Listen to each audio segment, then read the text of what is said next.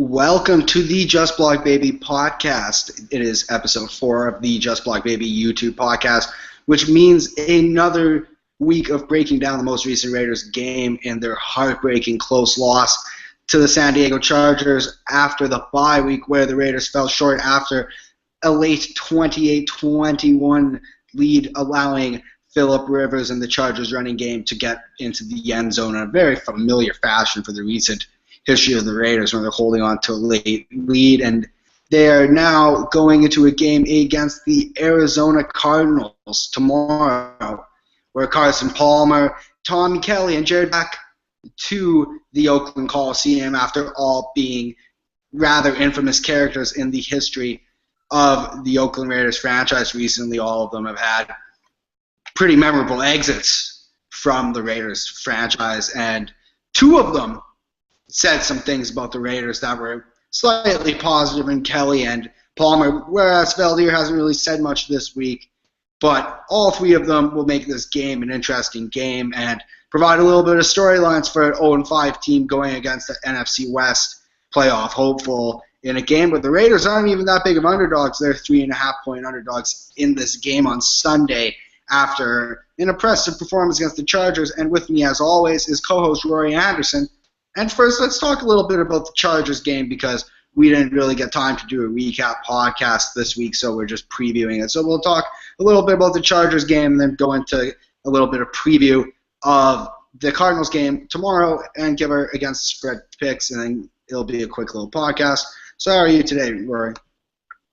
Oh, I'm doing fantastic. So wife's birthday was yesterday, so we were out in the town, and we went out for the day, and it was good, and so everything's going well. And yeah, that Chargers game, man, that was tough. It was the first time where I really thought I was watching the Raiders that I'd kind of envisioned they should be playing like. When I thought about how the Raiders should operate from early on, it was kind of the first time I watched it. I was like, okay, that's everything I was hoping I was going to see from week 1. But, we're seeing it in week 6, whatever. Better late than never. But the Raiders absolutely had a shot to win that football game. I just put up the column, and I didn't even bother going into the Derek Carr interception. I didn't really feel like it was worth it. I mean, I've covered that so much on Twitter last week. It's such a pain, because it really depends on who you want to focus on. And realistically, it is what it is. But I think overall it was a solid performance by the team, and I'm glad it bugs them. I'm glad that they're irritated that they lost, and I think they're going to come out. I think they match up very, very well against the Cardinals. I think we could see a very good football game this Sunday, and I do. At some point, the Raiders are going to win one, and this very well could be it. And I could see some bad games from some ex-Raiders that happen to be playing in red this week, and that would be kind of fun to watch as well. Mm-hmm. I think everyone should have saw a better performance coming against the Chargers. First of all, after a bye week, you are always going to get a better performance if you're a football team that is treating themselves professionally.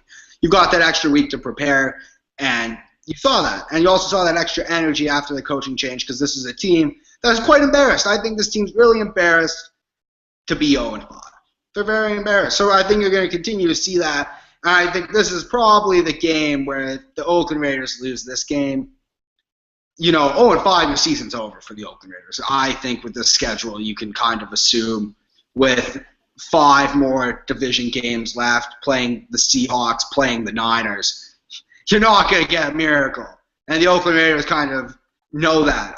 You haven't seen many panic moves. I think it's back into wait-and-see rebuild mode.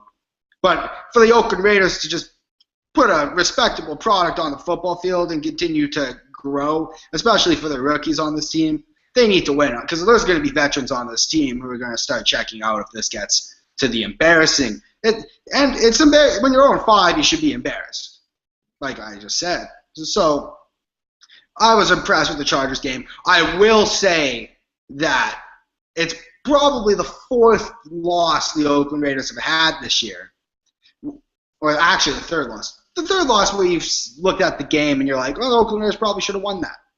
They could have won the Jets game week 1. They completely pissed it away on offense in the Jets game. They should have probably taken it to overtime against the Patriots. I don't know if you should say they should have won. And then they should have won against the Chargers.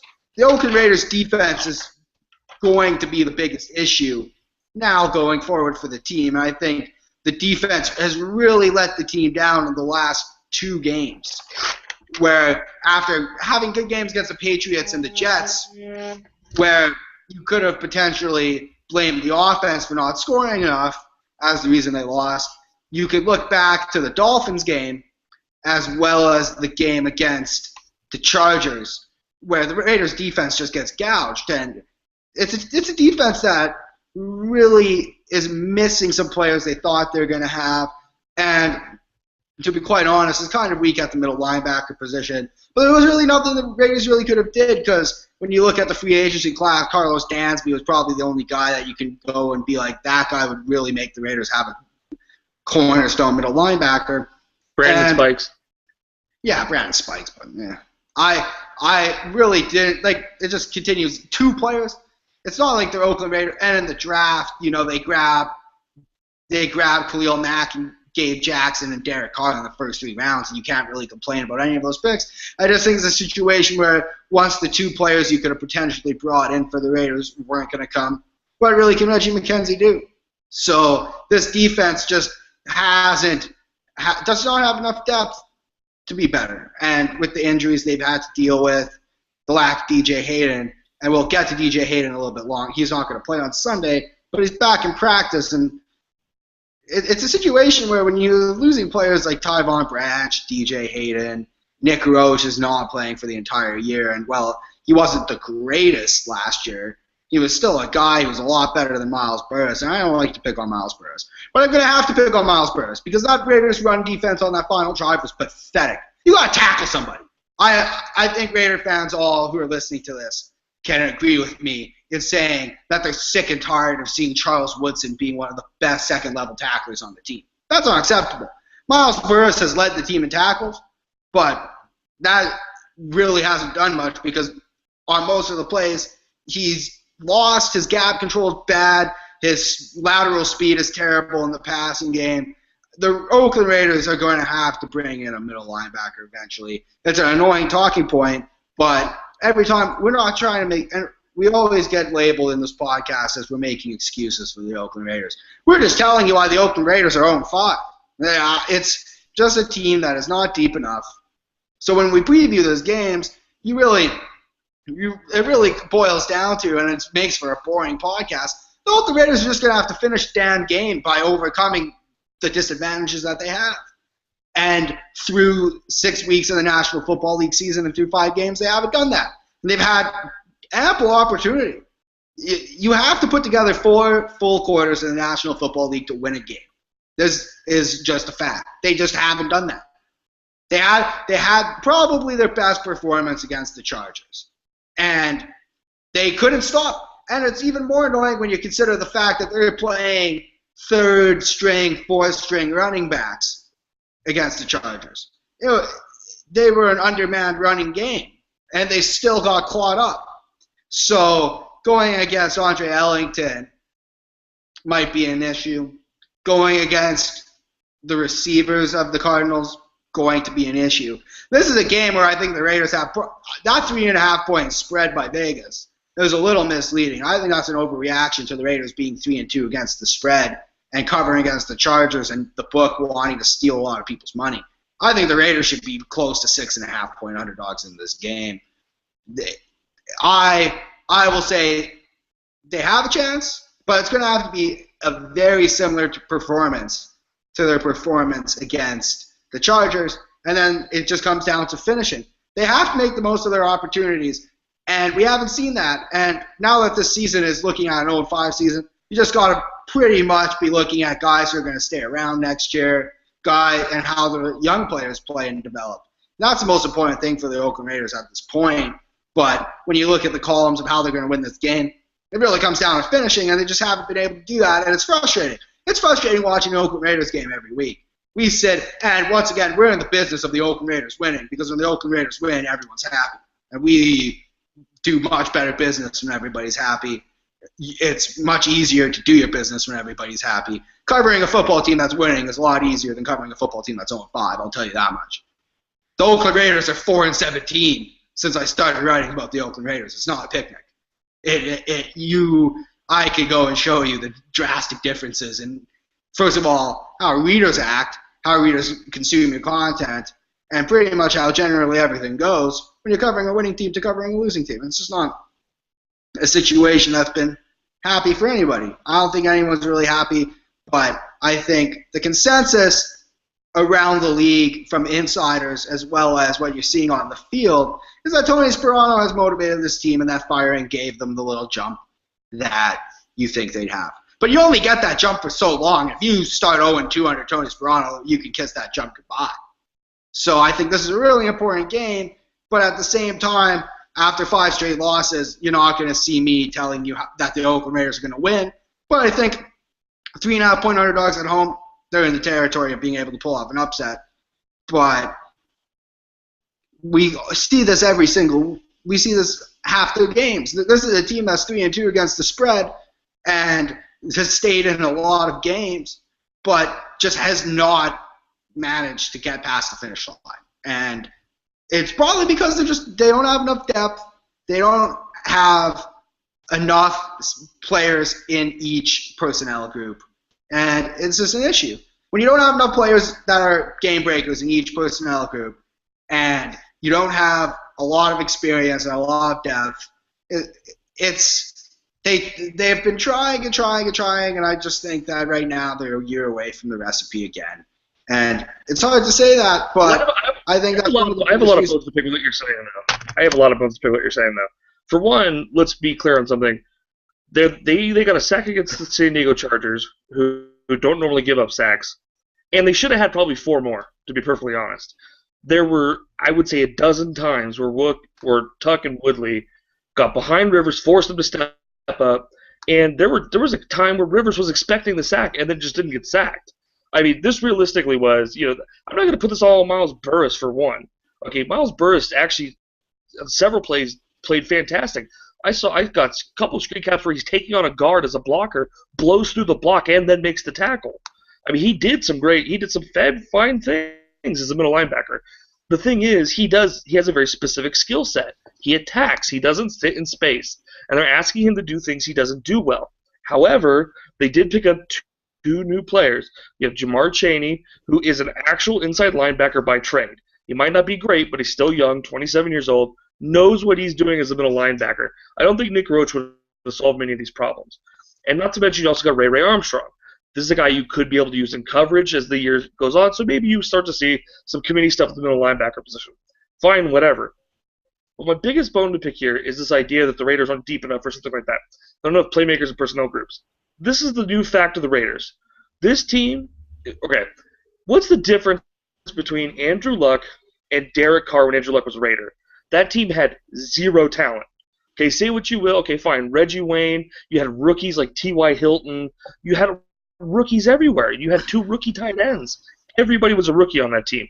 Yet they won, and they had a very garbage defense, by the way. And yet they won. And the reason why they won was very simple. With this. No, it's very simple. Andrew Luck won football games.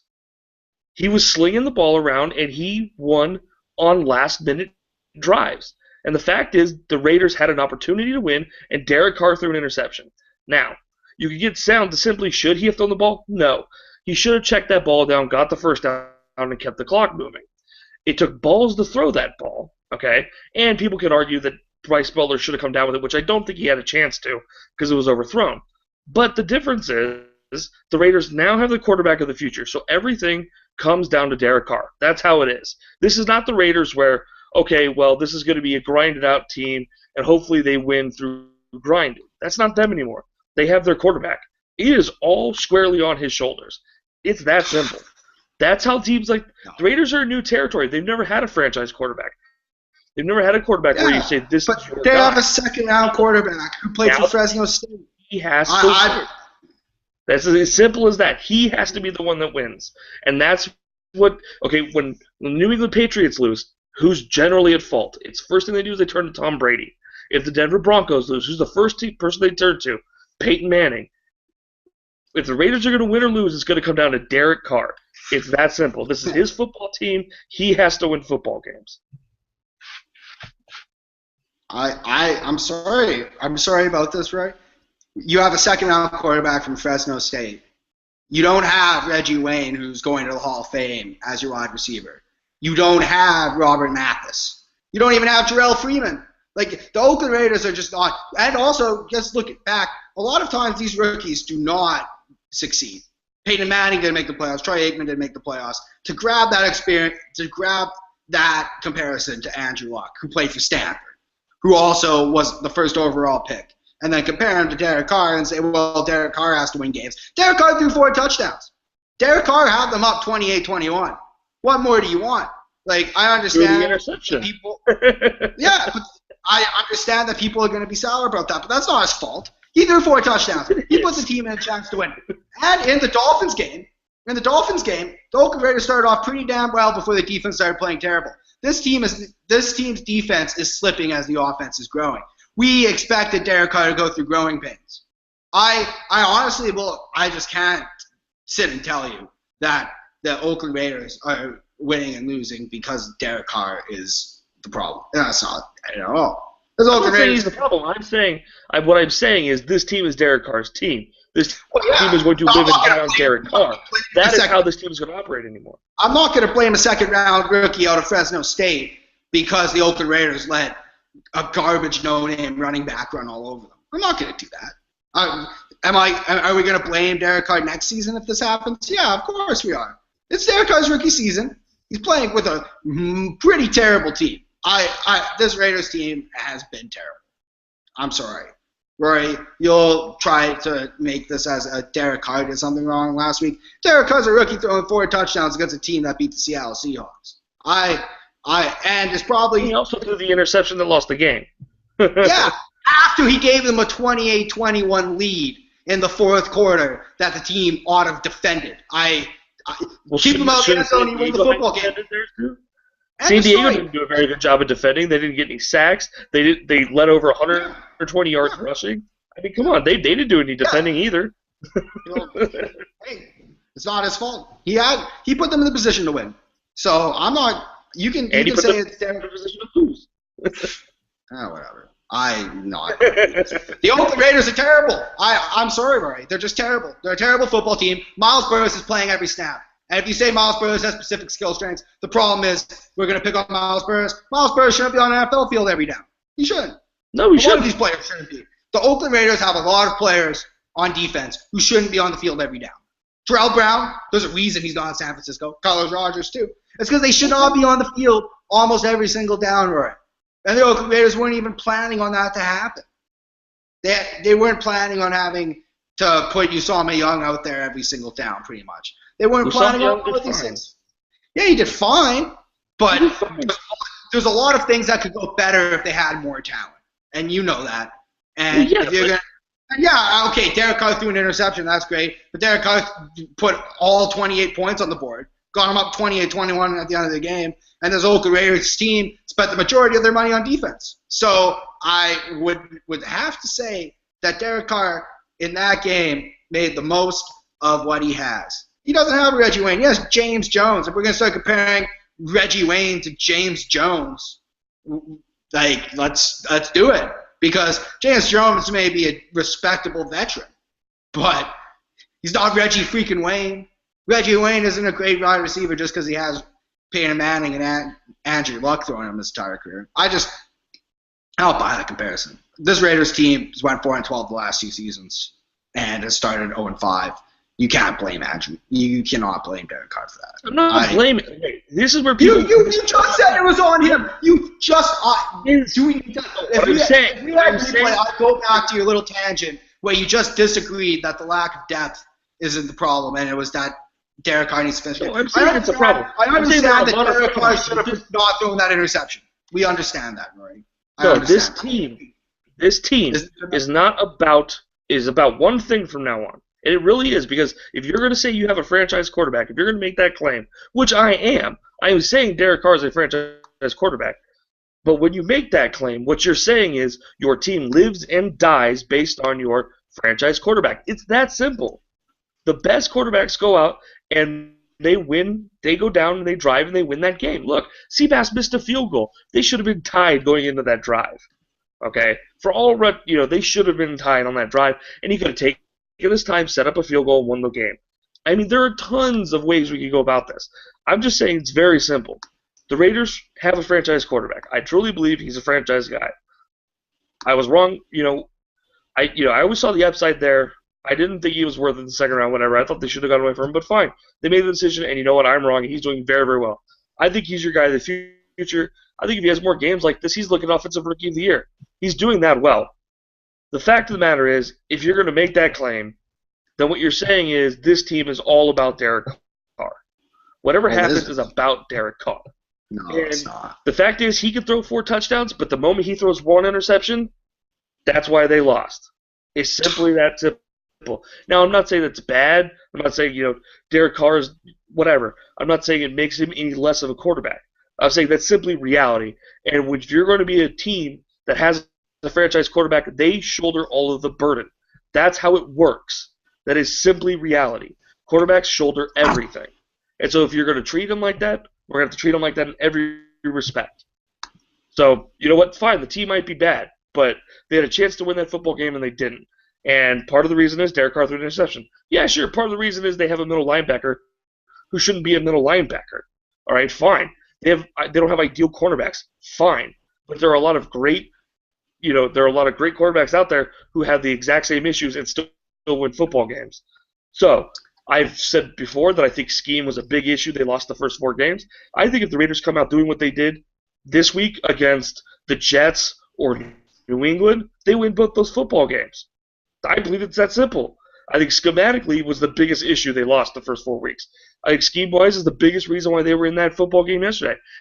It simply came down to the fact that the Raiders made mistakes. Now, it doesn't matter if it's your middle linebacker or if it's your kicker, but your quarterback also made the biggest mistake, which is the very end of the game.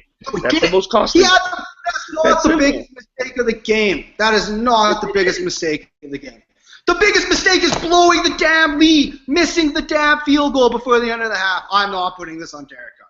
Derek Carr had a great game. Derek Carr had the best game of his career. If the Oakland Raiders can't win with that performance, that is not Derek Carr's fault. That is the Oakland Raiders defense's fault. We can argue this till the cows come home. I just disagree with the sentiment, right? And he's not a franchise quarterback. He's a damn rookie. He's a second-round rookie. I do not. Quarterback. He's a very good quarterback. He is better than some quarterbacks in the National Football League. Is he in the top 15 quarterbacks in the National Football League? That might be up for debate as well. But I wouldn't say we're about to put him in the zone of the quarterbacks you blame when they make a mistake. This is going down a very slippery road. Because guess what? Is it truly Derek Carr's fault that he was down that score at that point of the game? No, it wasn't his fault at all. I understand where you're coming from. A veteran quarterback, in a couple of years, Derek Carr may finish that game. In a couple of weeks, Derek Carr may finish that game. But in his 5th game, you don't blame Derek Carr for that mistake. You don't. You just do not. I don't really have much to say other than the fact that I think you're wrong. And I'm sorry I think you're wrong, Rory. We disagree on some things, and this is one of them where I just disagree. This Oakland Raiders team is just not – they're also missing, once again, missing Rod Streeter, missing all these defensive players. And this is already on a team that was projected to be the worst team in the league. So when Derek Carr has this team up 28-21 against the San Diego Chargers, that defense better hold on to the lead. That is all I'm saying. And I completely agree with you that we're going to want to see Derek Carr finish a game and get a game-winning drive. But he shouldn't have been in that position. He shouldn't have. The game, like you said, the game should have been tied. The Oakland Raiders are paying Sebastian Janikowski the most amount of money that you could probably pay a kicker to be terrible. Sebastian Janikowski has been terrible the last 2 seasons. He has been. He missed that field goal. It was a pretty long field goal, understandably. But when you're paying a guy that much, you better damn make it.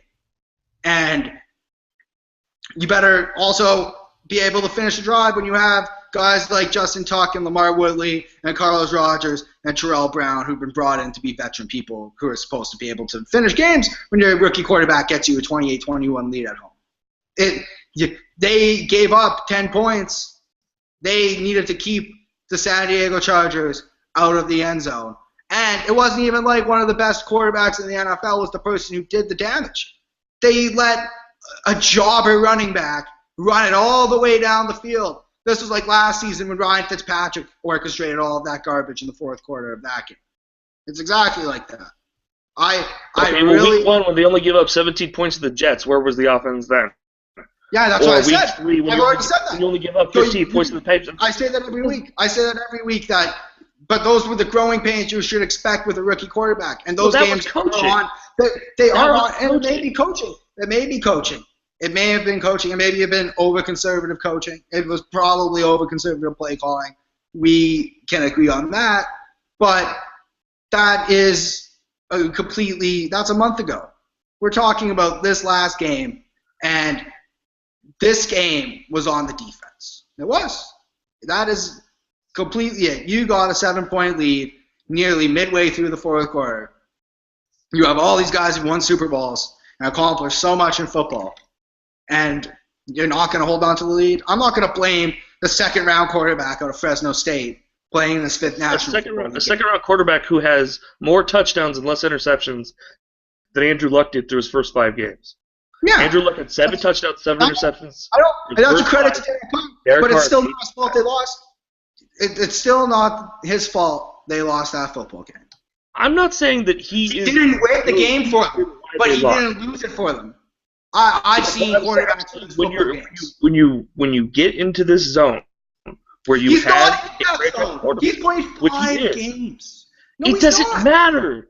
It doesn't. He's played 5 games. He's not in that zone. He's not. He's not in that zone. He doesn't have the type of experience in these situations, Rory. I'm trying to break this through to you. He's played 5 games. Most rookie quarterbacks rarely succeed to the level that Andrew Luck did. Yes, he has better statistics than Andrew Luck. That is a positive. The negative is he hasn't finished the game. He doesn't have a fourth quarter comeback. He's had 3 chances. That's what I just said. And he almost won the game. It's a knock on him right now, 5 games through that he hasn't done that. That's what I said. I understand. But at the same time, I'm not about to crap my pants about it based on the fact that he's done pretty damn good.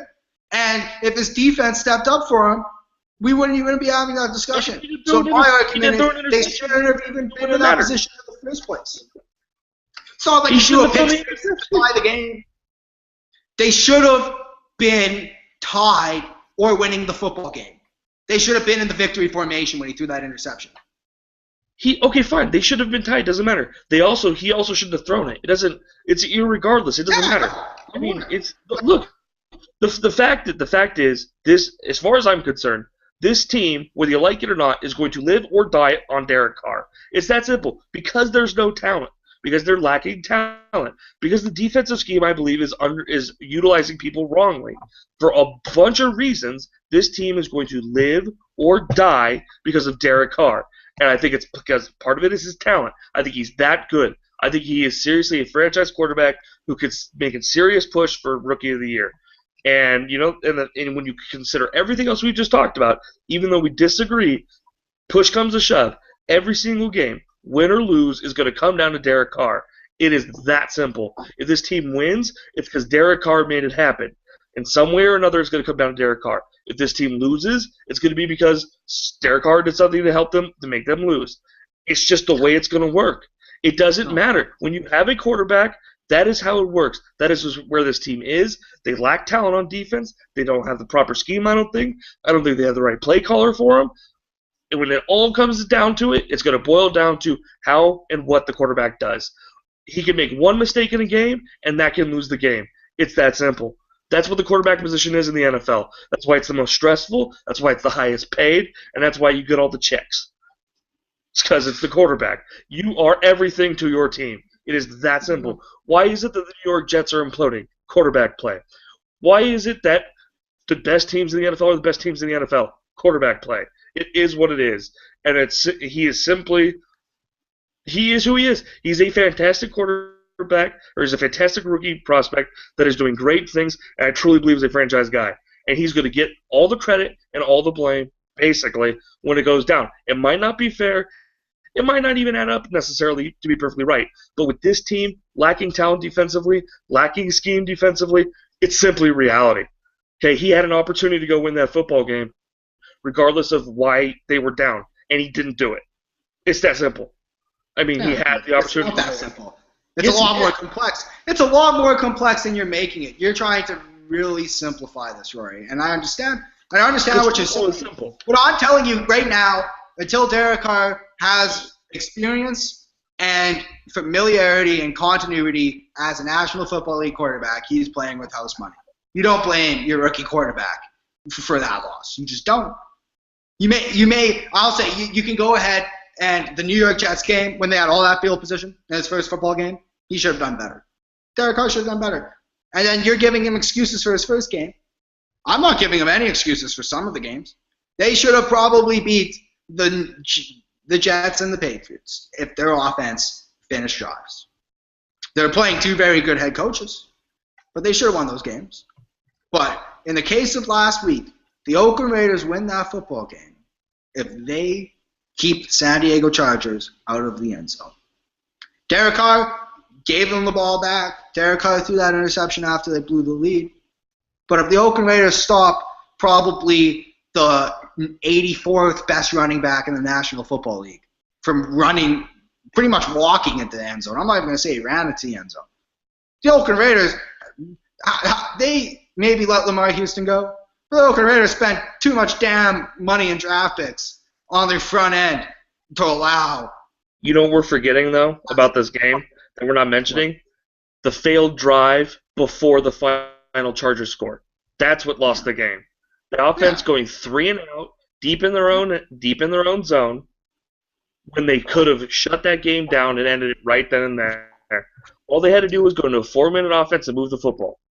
And they couldn't do it. They went 3 and out for a couple of bad plays. I think was one of which an intentional grounding, I think. So, I mean, look, we could very much boil it down to that one, too. If they don't go 3 and out there, the Chargers don't get that easy touchdown. So, look, we can go roundabout. The fact is we disagree, and this doesn't matter. The Raiders were close. It's a crappy way to lose. It is what it is. I still think that this team has a bunch of core young players that are going to be good for this team for the long term. And sooner or later, they're going to win games. It's just the reality. I mean, this team isn't this bad, like in terms of wins and losses.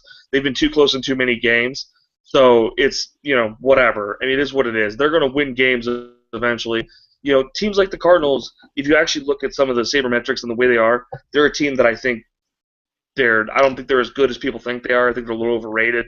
Like I was looking at the PFF grades for them, and the Raiders actually have better overall PFF grades than the Cardinals, both offensively and defensively, which probably doesn't really make any sense, but it's the truth.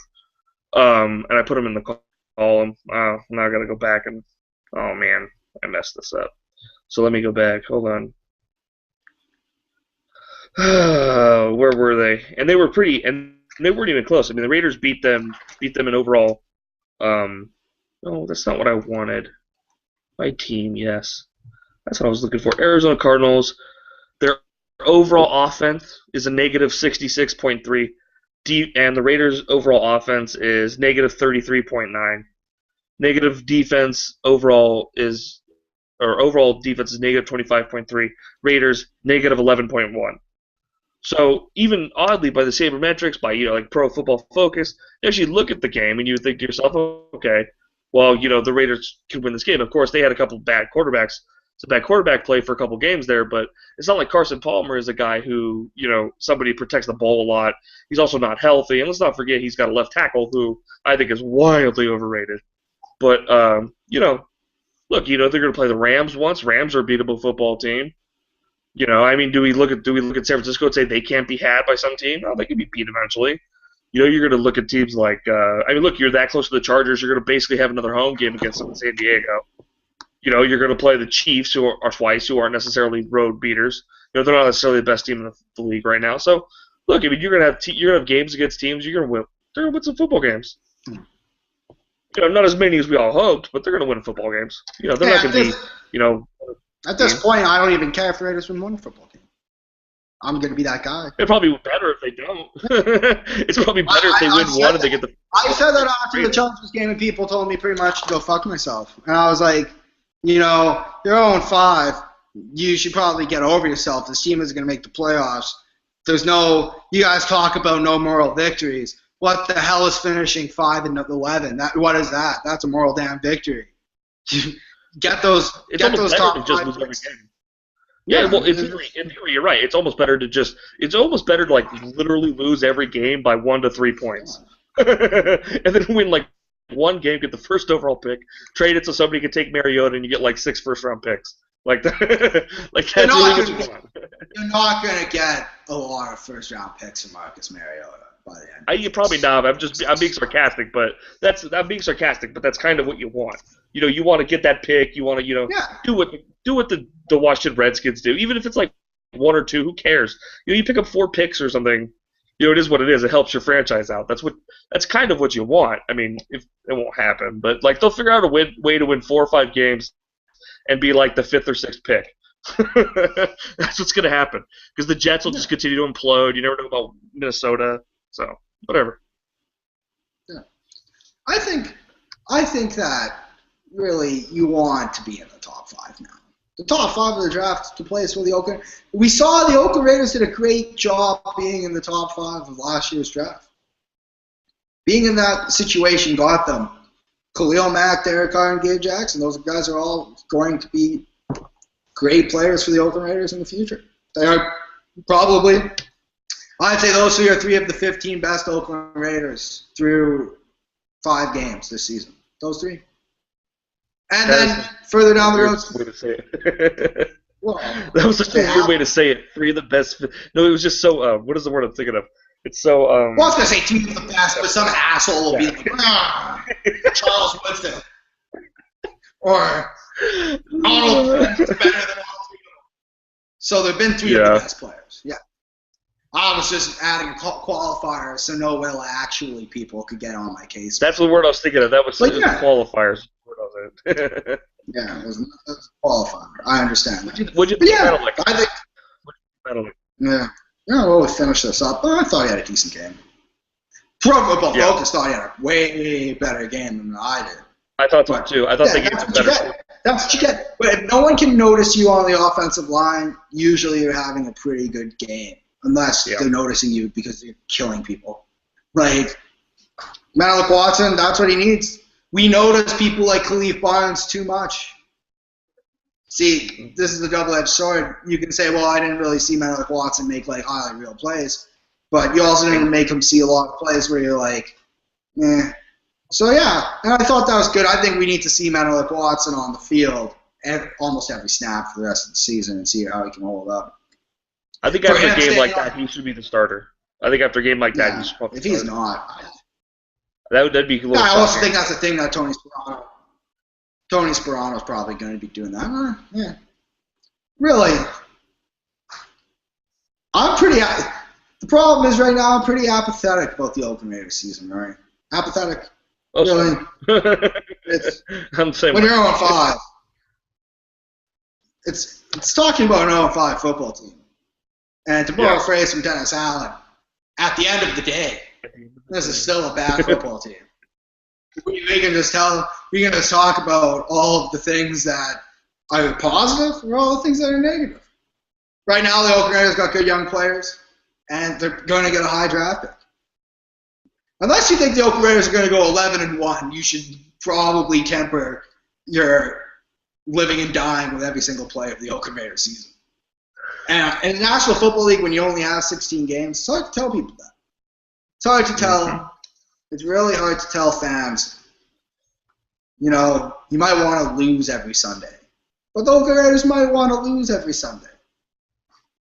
Being in the top 5 or the top 3 of the draft is a lot better than being in between 6 and 10. Mm-hmm. Especially if you talk about helping out a guy like Derek Carr. If you want to talk about getting him wins or something, if you want to be top, at least that way you can at least change that pick, trade it to get extra stuff, whatever you want. And people like to tell me, they're like, well, those are just not guarantees. I'm like, well, Reggie McKenzie really turned those into guarantees last season. Yep. I could have guaranteed you that all 3 of the players they got with those high draft picks in the first 2 days of the National Football League draft last year were guaranteed good players. In fact, those were all players we graded as potential first-round talents. I really thought Gabe Jackson was going to go in the first round. A lot of people did. I think anyone who watched this game tape, where are these college scouts who didn't think Gabe Jackson was a first-round talent? Thank goodness for the Raiders fans should be thanking everybody. But look at some of the players who were taken in the first round. Gabe Jackson should have easily slid in there. And that's not me being hindsight. We mocked Gabe Jackson in the first round multiple times. We did. I probably did. I think so. Like actually, like probably later, mid to late part of the first round for a bunch of teams. Yeah. Probably because there's no other guards I would have really thought of. He was the best. Except he had like Martin came on late, but he was probably the best combination of all of the things that scouts should evaluate. And those are the type of players you get in the third round when you have a high draft pick. Because you're essentially getting a late second rounder instead of a third rounder in that situation. And I think that's what people found out. And the 2014 draft was a lot deeper than the 2013 draft. Definitely. I think that really helped Reggie McKenzie out. But I think that's what Raider fans need to want. Lose. But look at like TJ Carey, right? He had a great game. 7th round pick right there, You're seeing flashes from Jelly Ellis, 4th round pick right there. So you look at what they did in this last draft. You got a lot of young players. You got some guys we haven't really seen a lot from. We're still waiting to see what we're going to get from Shelby Harris, what we're going to get from the safety. What we're going to see what we're going to get from Dowling, and then the other one is McGill. Like we'll have to see what we get from those 3 guys. But they're more project players, going forward. I think at some point we'll see some Shelby Harris here. It wouldn't be surprised if we start seeing more Dowling and McGill at some point. But you just look at it, and with DJ Hayden coming back, Melik Watson showing something good. Now all of a sudden you're looking at these 2 drafts, saying, you know what, there's actually a considerable amount of talent here. If DJ Hayden comes out and does what I expect him to do and play, just go have 6 solid games. That's all you need. You don't need to go out and be a world beater off the bat, but go have 6 to 10 solid games this season. Get a couple of picks, maybe a couple of forced fumbles, do your thing. And all of a sudden you're looking at, okay, DJ Hayden's showing something after 2 years. Melik Watson's showing something after 2 years. We know C.O. Moore's got talent. Then you start looking through, can Rivera start to get out of his sophomore slump? What else is, you look at 4 or 5 players there, 6 to 8 solid players from this draft. That's something else. That's building blocks. And that's really, I think, for Raiders fans, like this is very athletics feeling, very A's feeling, where it's like those years where they were no good, but they had all those young talents that were kind of putting it together, and then all of a sudden they kind of shot up there, like in the early 2000s with all the pitching and everything. And that's kind of what this feels like a little bit. And it sucks. Yeah, the losing sucks. Probably best if they win like 1 game this season. Although I don't think that they are the worst team in the league. I think there are other teams worse than them. But it just is what it is. You know what I mean? And the best thing we can do is just focus on the players that are doing well. And in this game, it was Carr tore it up. Andre Holmes did some great things, I thought. Bryce Butler flashed. He had that nice little whip route that went for like 40 yards after the catch. That was a great little route. I thought the schematics, the way they changed the schemes and the play calling on offense, fantastic. Defensively, I still don't know what Tarver's doing. Tons of cover 3, but he does a lot of man with it. I don't know. It's very weird. I can't really figure out Tarver right now. I'm not even sure how I feel about it. All I know is they need interior pressure. C.J. Wilson got the 1 sack, and it was exactly how you draw it up. Your ends get way around, forces Rivers to step up. He walks right into a defensive tackle. And they did it 4 or 5 times, but nobody did it. And that was very frustrating. So, it is what it is. But they're young players making plays, and that's the best thing you can that's probably being optimistic for the Raiders, and hopefully they translate it going forward. But it sucks. I'm with you. I'm apathetic towards it. It doesn't bother me much. It just is what it is. But you just kind of have to look for the things that are positive, and that right now that's young players growing. And, this might suck for some of the veterans like Tuck and Woodley and all those cats who are, on 2-year deals. They may not be around next year. Like, I don't think we're going to see Tuck and Smith, Schaub. I don't know, probably Jones, James Jones, but I don't think you're going to see those 3 back. But it's great for them to sit here and, mentor these kids, and they're teaching them things. And if they check out, fine. Let the young kids play, if they start checking out, whatever. But, sucks, but it is what it is. We have a Twitter comment. A good friend, Puget Zulu, says, I'm talking crazy that because the Oakland Raiders need a new stadium, they should want to win some games. Listen, That's true. there's no difference between winning a couple games and finishing 2-14. There's none. The only difference is the Oakland Raiders making the playoffs, or at least being in there in Week 15. This Oakland Raider team, I'll tell you to write in a damn pen right now, they will be out of the playoff chase before American Thanksgiving. That is a guarantee. You guys, I see what he's saying. You guys will be. I see what he's saying. But the Oakland Raiders still have promising players with or without the record. And the city of Oakland is either going to consider that or not consider that. The Oakland Raiders can only match what the Oakland A's can do if they make the playoffs, and that's not going to happen. And hell, guess what? The Oakland A's, you want to know how many postseason games the Oakland A's got this year, Rory? You want to tell people? How many games did they get? What, if they make it? No, how many games did they get this season in the playoffs? Yeah, they didn't make the playoffs either. They made that stupid wild card game where they choked harder than the Oakland Raiders have ever choked in their entire lives. So the difference is the Oakland A's have, no matter what, the Oakland A's are going to get their team because they're winning now, or they have about like 73 extra games that the Oakland Raiders can never have. The Oakland Raiders can never match the type of package that the A's have. So don't call me crazy because I think they should lose, because they're going to get a new stadium regardless of how they play. That is completely based on if the city of Oakland decides that they're going to find money for them, which seems right now it's not about the city of Oakland.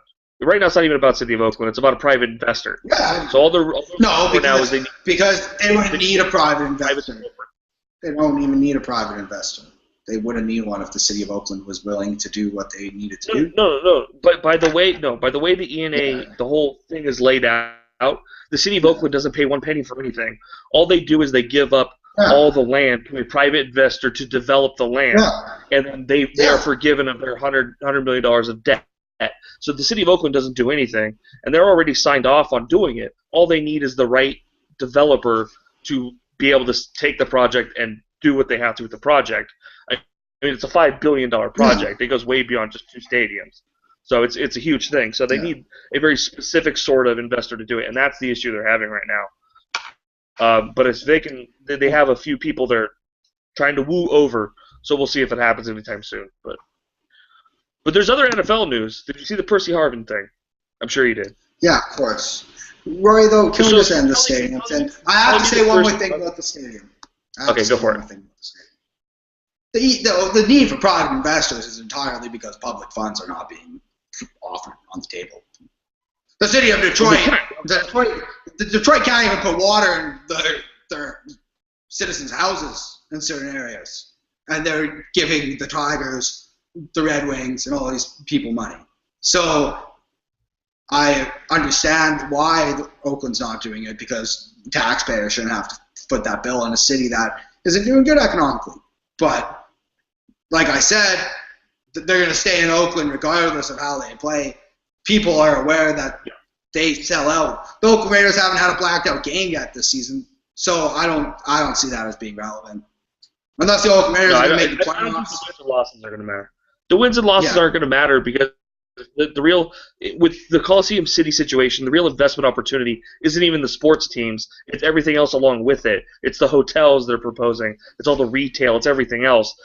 That's what's going to earn the big money throughout the rest of the year for them to recoup the money. It's not going to be the Raiders. I mean, the A's to some extent, but it's mostly everything else that goes with it. That's why it's a much bigger project than the 2 stadiums. That's why I keep saying it's right now. It all comes down to if they get the right investor who can look at that. Yeah, but you're right. I'm with you. I don't agree. I see what Puju's saying, but I'm with you. I don't think wins and losses mean a damn thing to the Raiders Coliseum situation. It's regardless. You know, their entire situation has everything to do with everything else that's happening in there, as opposed to actually their performance, which is kind of bizarre, to be perfectly honest. Well, no. It's kind of a weird thing. Because this Oakland Raiders team has missed. There's nothing. How much worse can it get for the Oakland Raiders? Is just what I'm asking. It can't get much worse. Yeah, it's not going to be. Yeah, like I said, the Oakland Raiders haven't made the playoffs in 12 years. So unless they make the playoffs, nothing's changing. This Oakland Raiders team is still a losing franchise. So, putting my hands up. If they go to San Antonio, it's not going to be because they're winning or losing. It's because there's investors there, and they have the infrastructure to handle it. If they go to Los Angeles, it's going to be because the entire organization is going to get flipped over to somebody else. So it has, no matter where they end up, has nothing to do with their record. So it really, like, their hands are tied when it comes to that. I mean, wherever they go is going to be completely due to off-field considerations. Yes. Yep. Okay, but Percy Harvin, because I found this interesting. Everyone losing their poop over this Percy Harvin trade, and then I see this report, Percy Harvin picking fights with players. I'm like, do you not remember him in college? This okay. It's like, do you not, like, how was this changed from him being in Florida? Like, what's the difference? Like, this is the same Percy Harvin. Like, what the hell were people thinking? It's bizarre. And it's funny because you get a team like Seattle, right, who's always lauded for all these great late-round picks that they snag up and they do really well with. And then they blow all these picks on Percy Harvin, trade him for nothing. But the best part, he goes to the Jets. Could you think of a better place for Percy Harvin than the Jets? Oh, that's a terrible place. Maybe the Redskins, right? Maybe the Redskins. But the Jets has got to be up there with franchises that make no sense at all. Like, I just don't understand them. Yeah. You know, the Percy Harvin trade's kind of stupid. You know, here's the thing, though. Percy Harvin's still a talent when he's on the football field. Yeah. He's a weapon. Like, he's got to be one of the stupidest players. It's this weird thing with wide receivers that, like, the stupidest people, the ones that put in very little work somehow in the National Football League, are just that good that you have to deal with them. But the difference between Percy Harvin and a guy like Deshaun Jackson is Deshaun Jackson can run damn routes. Percy Harvin can run like this and run like this. It's like an intersection. He does these two things, but he's just so fast that going like this and going like this, or maybe going like this in a slightly upwards direction, makes him valuable.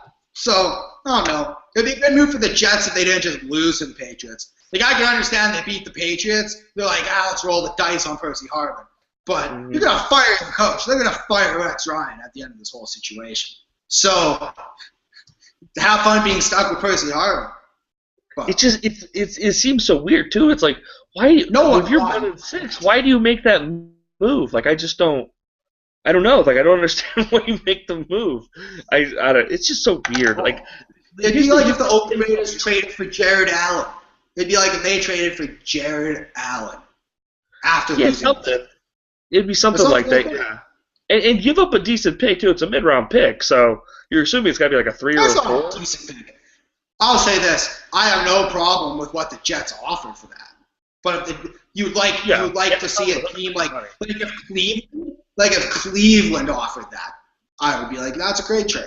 Great trade. The Eagles. Cleveland getting Percy Harvin. Well, actually, this brings up. This will be our last NFL really tangent.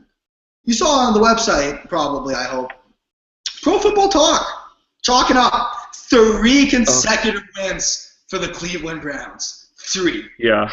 Like, they didn't need to come back. And they didn't just need to come back from, like, a 4-touchdown deficit to beat the Titans. Like, that didn't just happen. Like, Charlie Whitehurst wasn't running rampant over this team. I'll also bring an early guarantee. I rarely guarantee games in advance. The Oakland Raiders are going to win in Cleveland. They're going to win that game. Suck it. Michael David Smith from Pro Football Talk. Let's put some money. Put some money on this. Give me the Raiders odds in that game. I'll call you up. We'll exchange bank accounts. What's the futures on it? Let me check the future on it. There's no futures on that game, is there? There's not a feature money on that game. They usually have the look ahead. They usually have the look ahead, right? Do they play the next? Is that the next game? Yeah, it's next week. That better not be the next game. Yeah, so then, it is. There's a good chance. Yeah, then it's not like they're going to be. I'm not seeing it. Yeah, they don't offer that because they want to know. Because once it's Saturday, they take that type of stuff off. Right? Yeah, I was thinking maybe get a look ahead line on it, but no, nothing. So whatever. We'll get to line soon enough. But I will just say that it's more likely that the Cleveland Browns go 1-2 during that stretch than 3-0. Not saying that the Cleveland Browns are going to go 4-0 in October. 4-0. I don't mind. A lot of Browns fans were mad at me. They were mad at me in the comments on JustBlockBaby.com. Mad as hell, telling me that I'm just a bitter Raiders fan. I was like, first of all, I grew up cheering for the New York Giants, so you want to compare franchises with the team I cheered for as a kid. I distinctly remember 2 Super Bowl wins I enjoyed the hell out of in high school and elementary school. I enjoyed the hell of those games. Great times for the New York Giants when I cheered for them before I wrote about the National Football League. So I didn't really want to say that because then people would be like, oh, well, you're writing for a Raider fan site. I get paid to edit and manage that Raider fan site. Now, if someone like you was calling out the Cleveland Browns, then, yes, Rory Anderson, you could get me. Oh, I would take a ton of shit, and I would deserve it. But the Browns, my only thing with the Browns is I don't understand that team. I just can't figure them out. They are just a bizarre team. They're an okay football team. I like a lot. They have a lot of things that are going good for them. They've got good defense. They've got good. But Joe Hayden's been oddly inconsistent, and as you mentioned, they got down 28 points to the Titans, and then came back to win that game. It's like so the defense wasn't good for most of the game for half of it, and they got tore up. I don't know. They're just a bizarre. They're kind of a weird team. They're one of those. There's a couple of them this year where I just can't. I can't wrap my head around them. Like I'll try to watch them, and I try to figure them out, like what they're doing, and every time I watch them, I just get more and more confused. That's the Browns for me this year. Like I just can't. It's bizarre. I just thought that was silly. Yeah. And then we got Peter King also. Peter King, the 3-2 Cleveland Browns. It's time to start believing in the 3-2 Cleveland Browns. How many times have the Cleveland Browns been 3-2 in the last decade? Since the Cleveland Browns do this shit often. This is what the Cleveland Browns are. 13. They start off hot and they become the Cleveland Browns down the road. And they're missing the franchise center. But yeah, let's get the betting lines. I'm ready. We got to finish this up. All right. Also, speaking of betting lines, Alabama's beating Texas A&M 38-0 right now in the first half. Ooh. First half. Good times. Can we stop all the Dak Prescott stuff? Yeah, well, Dak Prescott is no better of an NFL prospect than any of these college quarterbacks. Dak Prescott. Are you kidding me? Dak Prescott will be. Or not? No, sorry, not Dak Prescott. I meant the Texas A&M guy. What's his name? Kenny Hill. Kenny Hill. Sorry, that's the one I meant. Kenny Trill. They were calling him Kenny Trill because he won one damn game in the first week. That's the one I meant. Sorry, I got him confused. But now they're down 38-0. 38-0. That's what you're getting with Alabama. Lane Kiffin. After getting made fun of, Lane Kiffin's looking pretty damn good. But Texas A&M can't stop a damn cold in January in Canada, so it's okay. They couldn't do anything. They can't stop anything. They're garbage. Texas A&M's had a terrible defense for the last 3 years, so it's nothing new with them.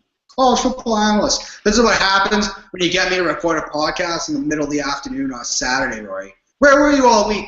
We had all week to record this, and you picked this time. Good job. Getting a job. You got a job? Yeah, I got a job. Yay, Rory! I'm officially employed. Yeah, gainfully employed. So I start working on the 27th. So Solar City. It's a big solar company owned by Elon Musk. I'm going to be doing it's entry level sales, a lot of base salary with commission, a lot of upside to it, and a lot of upward mobility within the company. So they like they liked my degree and everything. So hopefully a couple years go management style. That'll be fun. Yeah. Go Rory. Rory has a job. But the question is, did these people listen to last week's podcast or not? Probably not. Probably not. No. All the companies in California aren't listening to this. But hey, it's time for some picks. Yep. So last week was ugly. We actually no, hold on. Let me rephrase. Last week wasn't ugly. We actually both did very, very well, and you crushed. I hit on 8. You hit on 11. So I have I have been Mr. Consistency all season, and you've been as up and down as anything. But it's 48-46 right now. So 48-46. is how it's breaking down. So week 7 line, this won't be week 8. So I didn't even get ahead. I didn't even do this ahead of time. My week's been crazy, driving all over the place for, doing pre-employment stuff and interviews. It's been nuts. So let's get started. So maybe don't trail. Maybe don't trail Rory's picks this week. No trailing, Rory. I got 11 right last week, so you might want to trail mine. But yeah, 11. Yeah, but I'm Mr. Consistency. If you want to hit 8 every week, that's me. All right, so we're starting off with. That's a week. You better hope there's some bye weeks thrown in there, so because 8 might not be the greatest if every team's bye. But 8's pretty good last week. Yeah. I'll say respect. Good job, Rory. But anyways. We both did we? I don't know if we talked about the Jets. I don't know if we talked about the Jets. I want to figure that out offline. We'll figure that out. Because there's no way I would be laying 9. I don't care. But I bet on the Jets, so I will give myself that. Okay. All right. We'll take it because there's no way I would have given 9. I don't think I've given 9 this season. Rory's admitting that he didn't tell me, and I'm admitting that I have online sportsbook proof that I picked the Jets. So that's true. We'll chalk them up both as a win. So we'll just talk about it. But we've been pretty good on Thursday nights this week. But so we'll start off with Cincy at Indy. Indy's giving the 3. Indy's giving the 3. Giving the 3. And the money's going towards Indy. It's hard. This is a hard game for me. Mainly because the Colts can't stop the run. But the Bengals where is this again? You gotta tell me who's the home team. It's in Indy. In Indy, and they're giving 3? Yeah. And they're giving 3, yeah. You gotta give Indy. You gotta go. I'd rather give the take in that situation. Because I don't trust. The Colts have good practice dealing with the running game for having to stop Arian Foster last week. So yeah, let's see it. Also, whenever the Bengals lose, that's a game that everyone can shut the hell up about Hugh Jackson. So go Colts. Go Colts. Yeah, I don't know. There's something about the Cincinnati defense I don't trust, and I could totally see this being another Indianapolis shootout where it's they win 35-31, something crazy like that. Because the Indianapolis defense really isn't that good either. They just tend to be making plays now and again. All right, so next one, Tennessee at Washington. Kind of game. And I hate the line, too. It's -4 for Washington. For who? That's Washington. Tough, but yeah, I got to go Washington. Deshaun Jackson, also, I don't want to rub the salt in the wounds of anybody, but Deshaun Jackson's on my fantasy team. And he's like the only player in Washington who's doing anything of note. But Pierre Garçon was a stud for me last year, but yeah. All right, so Miami at Chicago, another line I just don't like because stupid Vegas is being smart. They got Chicago at -3. Chicago -3 against Miami. Yeah, Chicago. This comes down to who you trust least. Yeah, it comes down to who do you trust the least, and I distrust Miami. The only game Miami's looked good in this year other than week 1 against the Patriots was when they beat the Raiders in London. And the wheels just fell off in that situation. So give me a... But the interesting thing is the over-under is 48.5. Take the over now.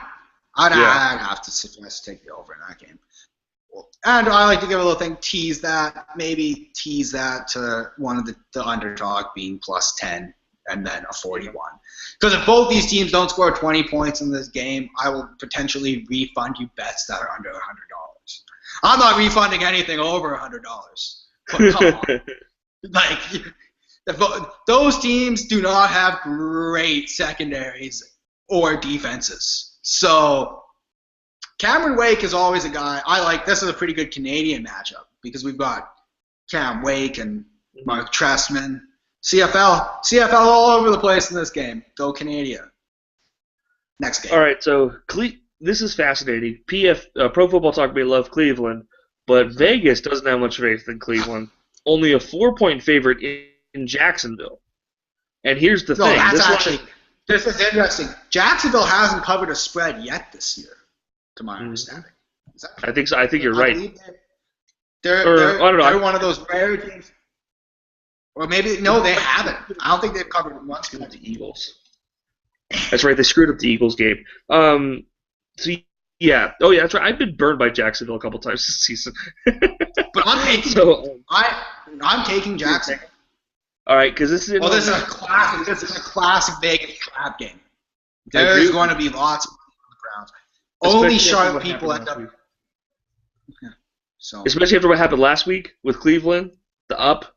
You have that crazy game with Pittsburgh and all that jazz, and this line is moving to -6. So we always go off the open. That's what we do. But if you look at what the current is with a lot of these, like I'm looking at Bovada and Sportsbook, it's all at -6. BetUS is at -6. So this line has moved a ton. But I'm with you. I'm taking Jacksonville. Because I simply do not trust Cleveland. And at some point too, Jacksonville's they're gonna do something right, and at least keep it covered close. my teaser last week. They had enough decency to cover my teaser, so good for them. Good job, Jacksonville. You did well. Seattle, St. Louis, a line that I think is shockingly low, especially with all the money moving on Seattle. Seattle at St. Louis -6.5 for Seattle. Seattle. All right. They're going to be like, screw Percy Harvin, let's kick some ass after the Dallas game. I'm actually going to take St. Louis. I think St. Louis will cover the points, but I think they're going to lose the game. But they're going to be close. Okay. Carolina at Green Bay. Tampa? Carolina at Green Bay, and Green Bay's -7. -7.5. I'm going Carolina. Carolina had a good road game last week. So I'm with you. Carolina's been a good cover for me this year. They're a good ATS team. They're like the Raiders. They may not win, but they're decent ATS. They hang around. Here's the fascinating thing. I think to me the over/under is low. It's at 48.5. What's the total? See, you can't do that with the Panthers because the Panthers play football kind of like the San Francisco 49ers. Where you look at them and you're like, yeah, they could score some points, and they're playing a team that can score some points. But the Panthers play that annoying football where they just try to run off the clock all game, and you're going to end up just watching a team play like the entire quarter on offense. It's going to happen. Especially with Eddie Lacy, who's been terrible fantasy. I picked Eddie Lacy over. You can laugh at me. Poor pick. Terrible. All right. Atlanta at Baltimore. Baltimore giving 7. Baltimore giving 7. Baltimore is 7-point underdogs in this game. Did someone die on the Baltimore Ravens? No, they're a 7-point favorite. Sorry, getting 7. I said the wrong thing there. Yeah, they're 7 faves. That's tough. Yeah. That's tough. Gotta go Falcons. Don't like the Falcons that much, but after whooping Tampa Bay is at a completely different level than the rest of the National Football League. Also, Raider fans, it could be worse. We've said this. People scoffed at our suggestion when you titled that column that at least the Raiders aren't the Bucs. People scoffed at your suggestion. Do you want to be that team? They got rid of Darrelle Revis. How smart of an idea was that? Darrelle Revis isn't having a great season. But now you're stuck with Lovie Smith, no quarterback, and it's just a terrible situation in Tampa Bay. That's also why I just can't see the Ravens blowing out 2 teams in a row, because the Ravens are a decent football team. They're not a team that's going to cover a touchdown 2 weeks in a row. No, thank you. This, to me, is all about how bad I think Atlanta actually is. And to me, Atlanta has been – like, the clothes are coming off Atlanta. You know what I mean? Like, this team is built so poorly. They're not built from the ground up sort of thing. And because of that, they're just kind of falling. This team is – if Andrew Luck wasn't half the man Andrew Luck is, this is what Indianapolis would be, is Atlanta. Like, they would be the same team. So I'm taking Baltimore. I think it's crazy. I rarely ever do this and lay that many points, but screw it. I'm taking Baltimore. All right, Minnesota at Buffalo. Another game of who do you trust the least? Buffalo -4.5, which I don't like. What are you thinking? Buffalo -4.5. Against who? Minnesota. Yeah, In Buffalo Buffalo. last one. Yeah. You know what? Because Buffalo need to be punished for starting Kyle Orton, back on fading Buffalo. Vikings. They Did you say you're drafted a fading quarterback Buffalo? like 2 years ago and are going out and starting Kyle Orton off the street. I'm not betting on Buffalo over a field goal. That's just asinine. That is just garbage. Kyle I hate Orton. this line. I hate seeing Kyle Orton play in the National Football League. It just annoys me. Like, Kyle Orton shouldn't even be playing like pickup football games in his backyard on Thanksgiving Thursday. Like that. Like he's like, oh, it's beyond off. I cannot express how much I hate this line. I truly hate this line. Because this really bugs me. Like, if this was a... in that situation. I know, it sucks. I'm going to just take Buffalo. I don't know. You have a hankering that they're going to manage to cover this spread. I don't see it. I see they are a good home team. But after getting screwed so hard against the Patriots last week, nah. Kyle Orton, you cannot tell me I'm going to lay 4.5 points. And I understand football isn't as simple as that, but in this situation, it is as simple as that. 4.5 points on Kyle Orton. Goodness, you'd have to be high on peyote to be taking that. I'm not even talking about you're stuck with Buffalo for even thinking about it. Let's move on to the next game. New Orleans at Detroit. Detroit 4.5. 2.5. Fucking 2.5. 2.5. Detroit. Mm-hmm. Calvin Johnson is not playing? Is he not playing? Nope. Is Reggie Bush still dead too? I think so. Like, oh. You know what? I'm just going to go Detroit and just be like, whatever, Detroit. Ugh. What a sad state of affairs the Detroit Lions are in as well. Here's the thing. I could see a way in which you could make this offense with Detroit really move because this New Orleans defense is so bad. I'm just so shocked that New Orleans has been this bad. And I just can't buy it. Like, it goes too far against the mean. I don't know. For an economics term, all things lean to the mean, lean to the average. I'm going to take New Orleans. Nolans. All right, KC at San Diego. Battle of two overrated football teams, my personal belief. Oh, come on. Don't even be that sour guy. Both these teams. Kansas City overrated, San Diego. San Diego is properly rated. No one's saying the San Diego Chargers are making the Super Bowl. They're rated as you should start listening to a lot of podcasts. You should start listening to a lot of podcasts. There are a lot of idiots who don't have those idiots who are making podcasts just like us do not count unless you're talking like if NFL guys. These people deserve to be in their mom's basement. They should be sent back to their mom's basement for suggesting. Have you followed along with how the San Diego Chargers operate for the last Drew Brees and Phillip Rivers, both eras of the San Diego Chargers that people are aware of, should just understand that the Chargers are going to finish 10-6 and miss the playoff and miss out on making the Super Bowl. That's just what's going to happen. And I think most people should be saying that. It's boring, though. It's boring to say that, Rory, but whatever. All right. So San Diego's but don't minus 5.5. I don't think they're over. Minus 5.5. What do you think? Oh, this line's dropped. Chiefs. If the Chargers couldn't cover over a field goal against the Raiders, they should not cover over a field goal against the Chiefs, who should have beat the Niners. It should be said. So, moving on. That line's dropped to 3.5, by the way. Yeah. I was just saying the same thing. That's one of the big movers. It's one of the big moving lines. One of those stupid games that I just dislike. If your team is not on the West Coast, and I count Dallas as one of those teams, you do not get to play the second afternoon starts. I don't care. Like, either make that the Sunday night game, or don't make the Giants versus the Cowboys an afternoon game. That's just not. Now here's another big moving line. Giants at Dallas.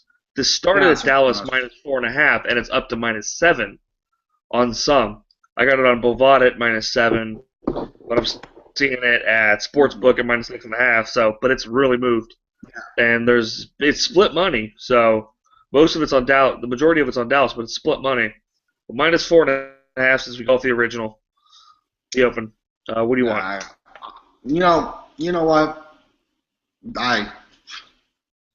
After the Eagles tore apart the Giants, like I can't justify it. If we were going as it being 7, like if it gets to 7.5 tomorrow, you move to it.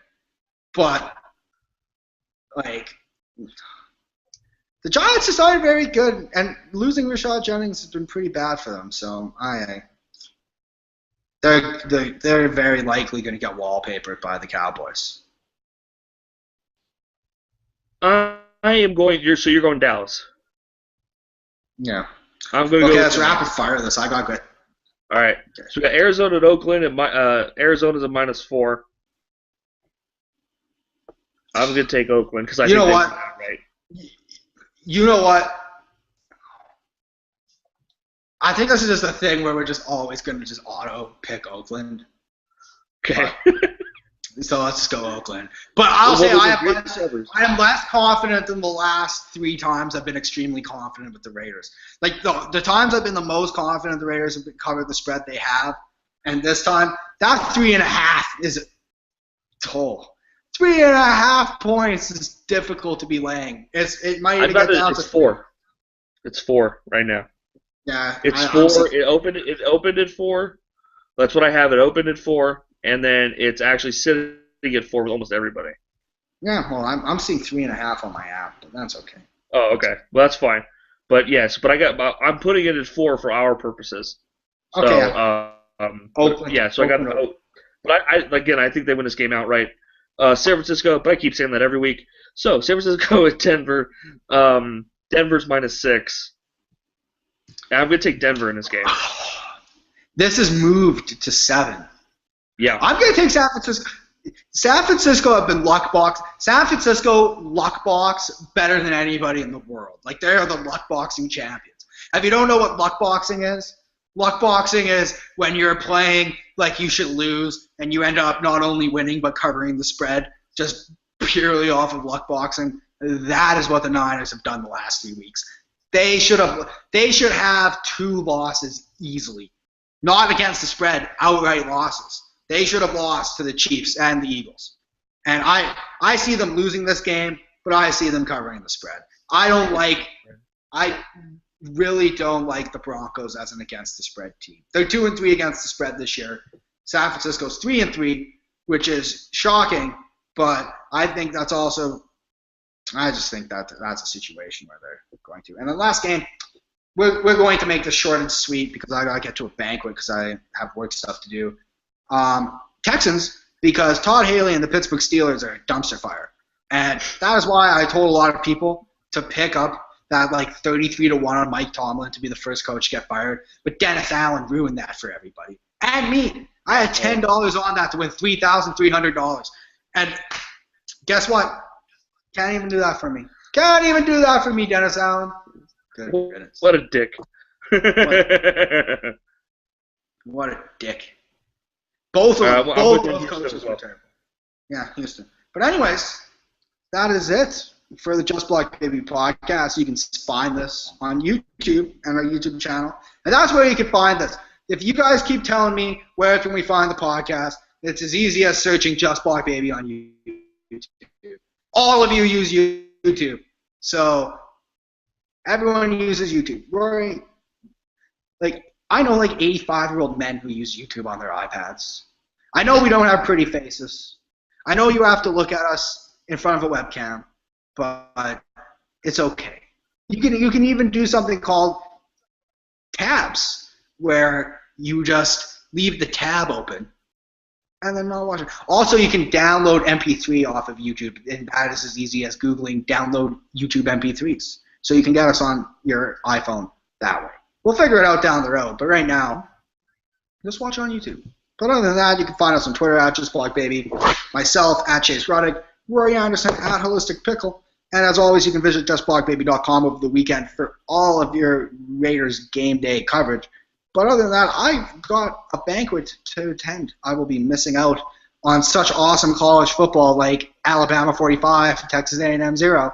So that is it for our Saturday game preview.